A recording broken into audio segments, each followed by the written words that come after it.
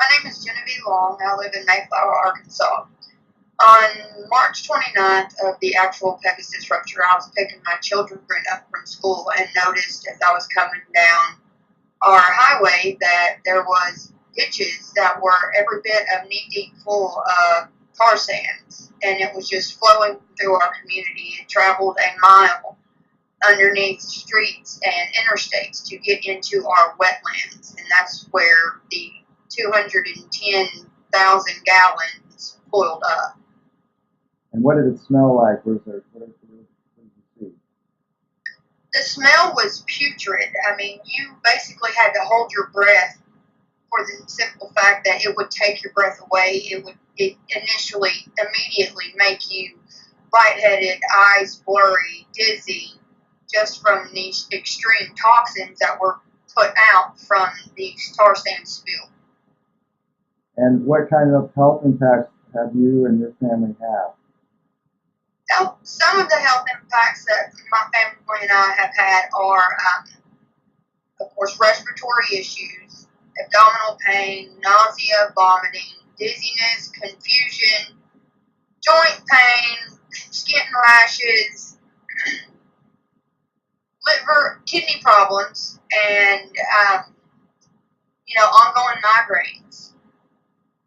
And they are continual to this day. And so tell me a little bit about your family. How many kids do you have? And again, how close are you to where the oil ended up? I have 4 children. I live about 300 yards from the retention pond where the oil itself pulled up.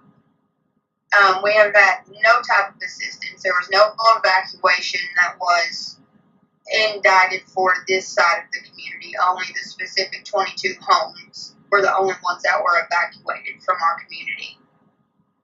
And again, how has the spill impacted your kids?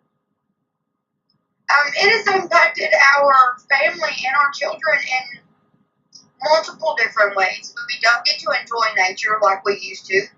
I have to keep them in the house as much as possible to keep them away from as much toxins as I possibly can.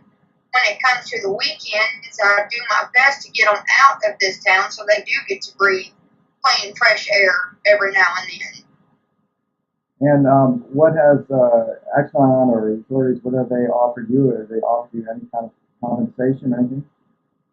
My family has not been offered any type of compensation.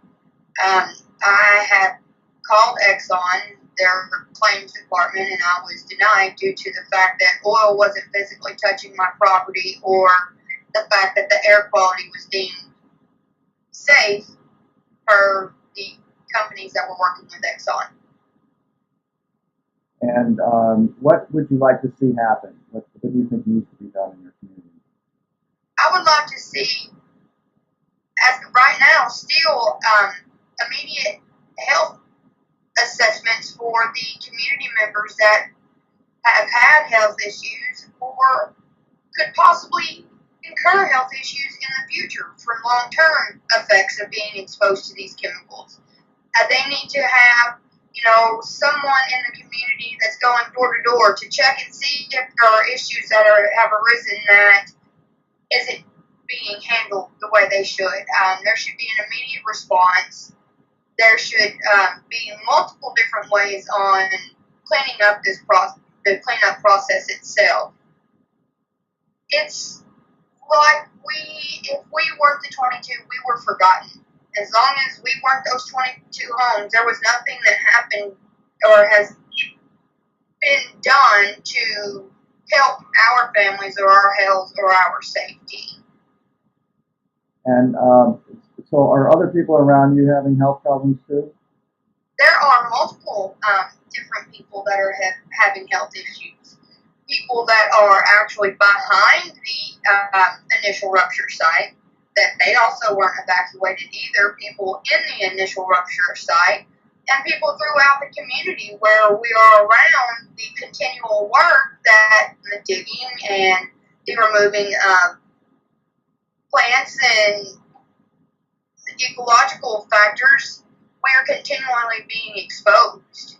And I do know that one of my friends' doctor has actually told them they are not allowed to come back to Mayflower, period. And tell me a little bit about the retention pond and the area that's near your home. What do you see when you go out there? Do you see oil in the water? When you go to the retention pond, that's about 300 yards from my house. Inside and outside the booms, you can actually see tar balls floating in the water. They might be small, but they're still there. You can continually see oil sheen going underneath the booms, so the booms are not protecting anything. They have airboats out there and at the maximum 2 to 3 feet of water that's continually stirring up the bottom, which of course brings more of the toxins and the oil to the top. And other than them changing out the booms and doing water testing, I don't see that there's actually any work being done. And do people there who live in the community, do they think there's oil that, tar sands oil that's gotten into the lake? They know there's tar sands oil that's gotten into the lake. They uncovered the retention pond about 2 months ago that flows directly into Lake Conway. Well, we've had tons of rain since then, and the retention pond is free to flow into Lake Conway as it sees fit or any time the water gets high.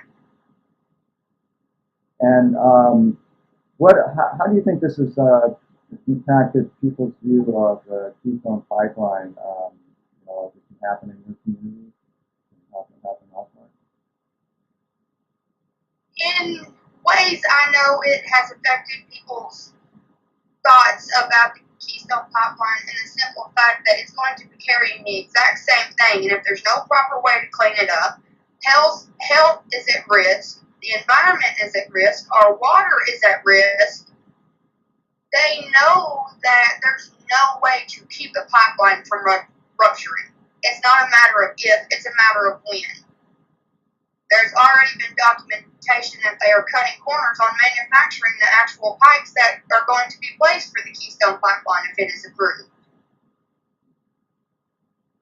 And what's the bottom line in your community? What do you think has to happen from this point forward? Well, first what needs to happen is they need to regain our trust in these corporations and also our officials around Mayflower and the state. We have to have trust that they will keep us safe and they will do what they need to do to protect our health, our lives, and our environment. But until then, until they can prove to us that they're going to work for the community members instead of with these corporations, there's not a whole lot they can do to make us feel safe in our own community anymore. So, do you feel safe there at all? No, I don't feel safe, but the problem is, without the help from Exxon, we can't evacuate. We can't move. This is a working community. It's not a high-end community, but it's by no means a poor community. We just work.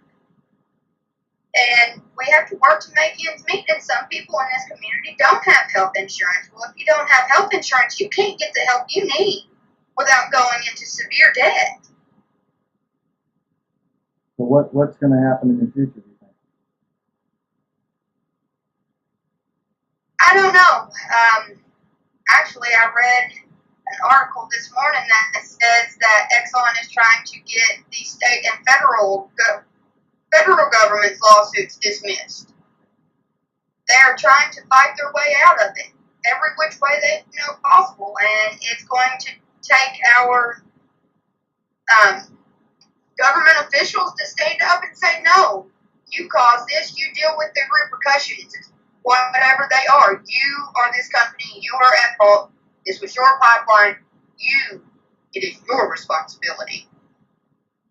And your community, are you going to band together, stick together to fight this thing?